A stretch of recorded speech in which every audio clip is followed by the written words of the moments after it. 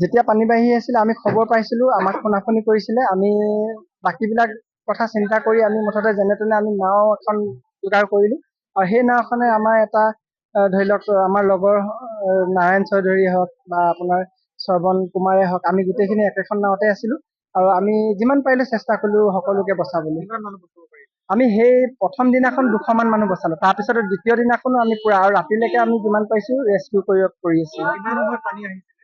পানী মানে কি হ'ল, হঠাৎ ৰাতিপুৱা কোৱা শুনিছিলো 10টা 10:30 মান বজাৰ পৰা অলপ অলপকে বাঢ়িছিলে। বৰষুণ নেৰা নেপেৰা বৰষুণ আগদিনাখন।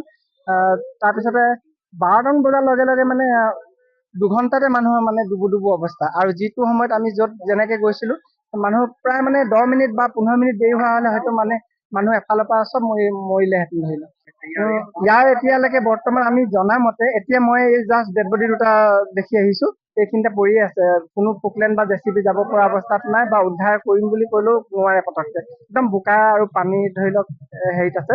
ডেড বডি 2টা প্ৰত্যক্ষ কৰি আহিছো। আৰু সদ্যহতে আপোনাৰ 2জন ডেড বডি পোৱা গৈছে, যেনেকে আপোনাৰ কৃষ্ণ কৰ্মকাৰ মোৰ লগৰে আছিলে, বন্ধু আছিলে। আৰু এজন জাবাৰ লামা বুলি কয়, তেখেতকো আমি ৰেস্কিউ কৰিবলৈ মোক কৈছিলে যাবলৈ, কিন্তু আমি যোৱা আগে আগে তেওঁ হয়তো ঢুকালে তেতিয়াই। আৰু বাদ বাকী 6জন মান মিচিং হৈ আছে। এইডোখৰ প্ৰপাৰ বিহুবৰ হিলনি, আৰু এই অকণমান সোমাই গৈ বিহুবৰ নেপালী খুটি। নেপালী খুটিৰ অৱস্থা চবতকে বেয়া। মানে গাই গৰুৰ পৰা আদি কৰি 2000 ওপৰত গাই মৰিছে। আৰু আমিতো গৰু ছাগলী চোৱাই নাই, আমি যিমান পাৰিছো আমি মানুহ বচাবলৈহে চেষ্টা কৰিছো। ৰাইজেও কৰিছে, গোটেই অসমৰ আপোনালোকে দেখিছে উধৰ পৰা মুধলৈকে আহিছে, গোটেই ৰাইজেও দিছে।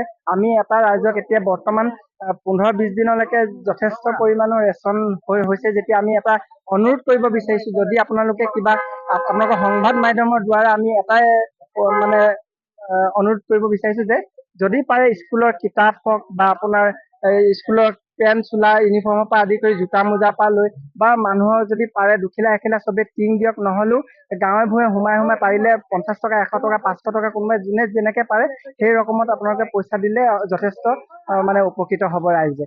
আৰু বিশেষকৈ ক'বলৈ গ'লে এতিয়া ৰেচন পানী উভৈনদী হৈ পৰিছে, এতিয়া প্ৰয়োজন নাই। আৰু ৰেচনৰ পৰা দিলে কি হ'ব, যদি থাকিবলৈ ঘৰ নাই, বনাবলৈ বাচন বৰ্তন নাই বা আপোনাৰ সা সঁজুলি নাই, কাঁহী বাতি পৰা লৈ গিলাচৰ পৰ্যন্ত মানে গেছ ষ্টভৰ পৰা লৈ একো বস্তু নাই, চব মানুহ ধ্বংস উঠি গৈছেগে। আৰু ঘৰে মানুহে উঠি গৈছে যেতিয়া আৰু তাত কি থাকিব। নিশ্চয়কৈ কৰিছে, বহুতখিনি সহায় কৰিছে। চৰকাৰৰ ফালৰ পৰাও কৰিছে আৰু ৰাইজৰ ফালৰ পৰাও বহুতখিনি উপকৃত হৈছে। এঘৰ মানুহত এতিয়া বিশেষকৈ আমাৰ ওপৰৰ অঞ্চলতো জানেই আৰু গৰু ছাগলী ইমান নাছিলে, তথাপিতো অনুমানিত কৰিব পৰা যায় যে এঘৰ মানুহত কিমান ক্ষতি হয়। পানী ডুবিছে যেতিয়া, পলস পৰিছে বা বয় বস্তু সামগ্ৰী লোকচান হৈছে। কিন্তু তাতকৈ মানে কিমান গুণ বেছি আপোনাৰ নেপালী খুটি অঞ্চলত মানে ক্ষতিগ্ৰস্ত হৈছে তাৰ কোনো অনুমান কৰিব নোৱাৰে। হয়তো মই আপোনাৰ থুলমূলকে এটা অনুমান কৰিব বিচাৰিছো যে এজনী গাই আপোনাৰ জাৰ্চি গাই যদি 1 লাখৰ ওপৰত হয়, এঘৰ মানুহত 51 জনী, এঘৰ মানুহত 35 জনী, এঘৰ মানুহত 40 জনীকে গাই থকা সেই পৰিয়াল এজনীও হয়তো বচা নাইকিয়া।